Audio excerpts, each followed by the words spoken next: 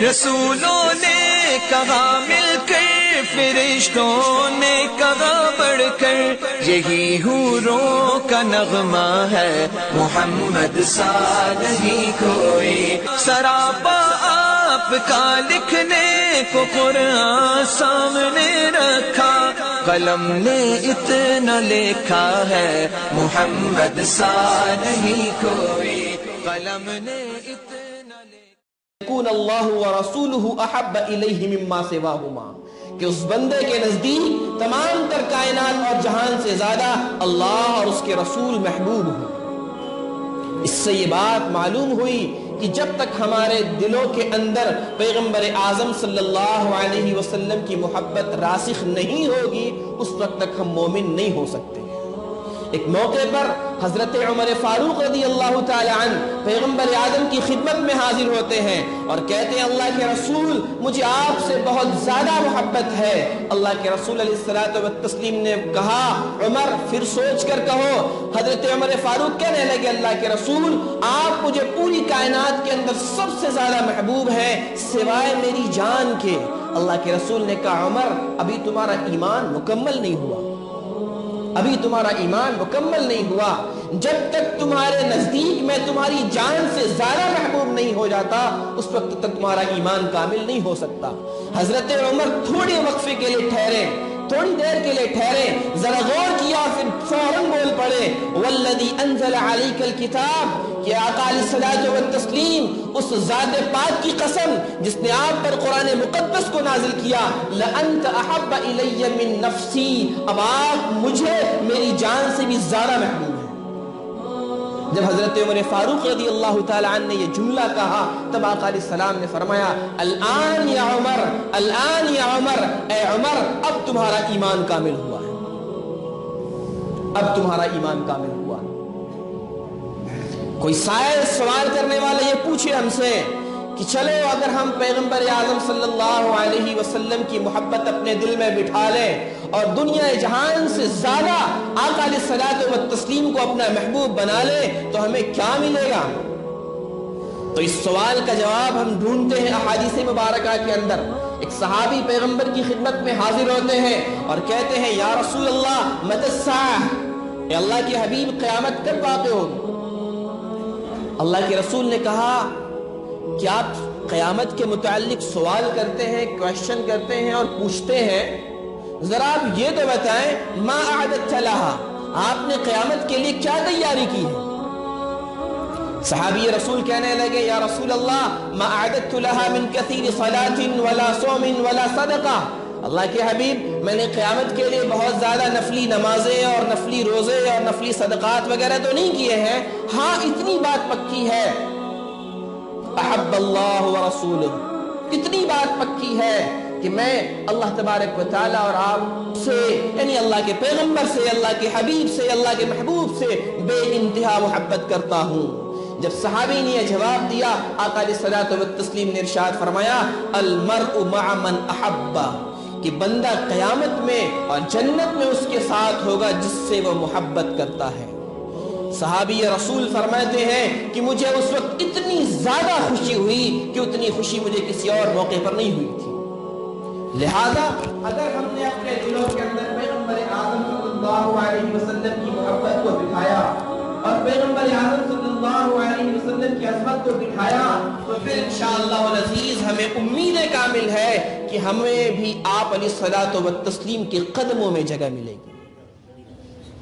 اور پھر ہم آقا علیہ الصلوۃ والتسلیم سے محبت کیوں نہ کریں جبکہ اس کائنات کا وجود آقا کے دم سے ہے، شجر و حجر کا وجود آقا کے دم سے ہے، بحر و بر کا وجود آقا کے دم سے ہے، ارض و سما کا وجود آقا کے دم سے ہے، ہواؤں اور فضاؤں کا وجود آقا کے دم سے ہے، دریاؤں اور ندیوں اور نالوں کا وجود آقا کے دم سے ہے، حتیٰ کہ پوری کائنات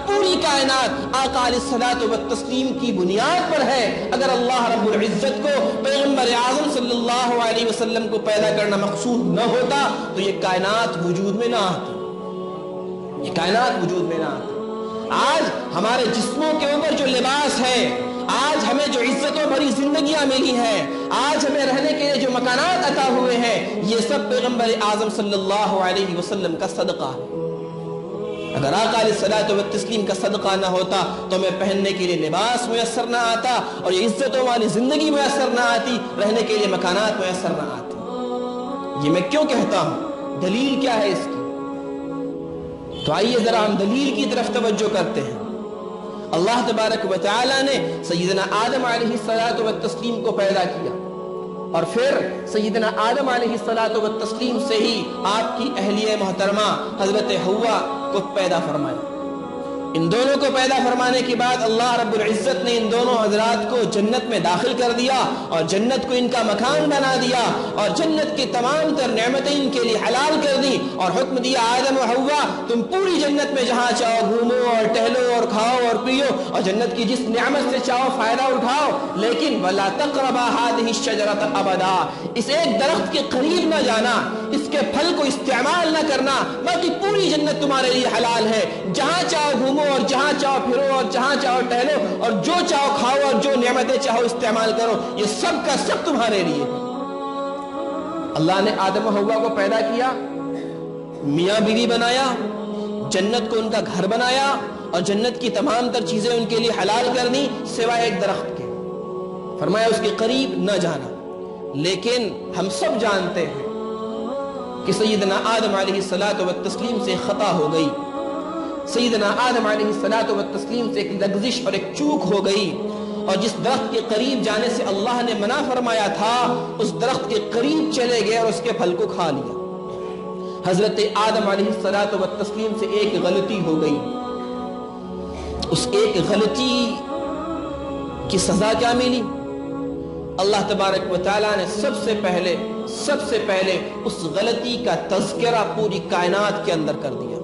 اس غلطی کا تذکرہ آسمانوں میں بھی، اس غلطی کا تذکرہ زمینوں میں بھی، اس غلطی کا تذکرہ قرآن میں بھی، اس غلطی کا تذکرہ زبور میں بھی، اس غلطی کا تذکرہ انجیل میں بھی، اس غلطی کا تذکرہ توریت میں بھی، حتیٰ کہ قیامت تک آنے والی انسانیت کو یہ بات معلوم ہوگی کہ سیدنا آدم علیہ الصلوۃ والتسلیم سے خطا ہو گئی تھی۔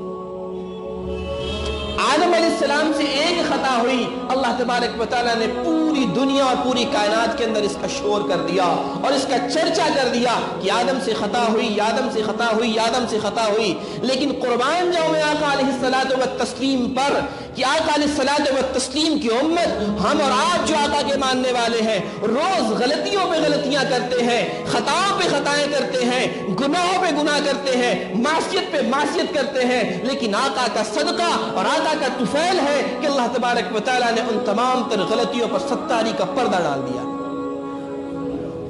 اگر آقا کا صدقہ نہ ہوتا تو اللہ رب العزت سیدنا آدم کی غلطی کی طرح ہماری بھی غلطیوں کو لوگوں کے سامنے ظاہر کر دیتا، اور جب ہماری غلطیاں لوگوں کے سامنے آتی تو پھر ہم کسی کو منہ دکھانے کے قابل بھی نہ بچتے۔ تو آج ہماری خطائیں جو پوشیدہ ہیں، آج ہماری خطائیں جو چھپی ہوئی ہیں، آج ہماری غلطیاں جو پردے خفا کے اندر ہیں، اور جو ہم عزتوں والی زندگی گزار رہے ہیں، یہ آقا علیہ الصلوۃ والتسلیم کا صدقہ ہے۔ سیدنا آدم سے ایک غلطی ہوئی،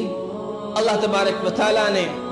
پہلی سزا تو یہ ہوئی کہ اس غلطی کا چرچا زمین و آسمان کے اندر ہو گیا۔ دوسری سزا یہ ہوئی کہ اللہ تبارک و تعالیٰ نے جنتی لباس جو حضرت آدم و حوا کو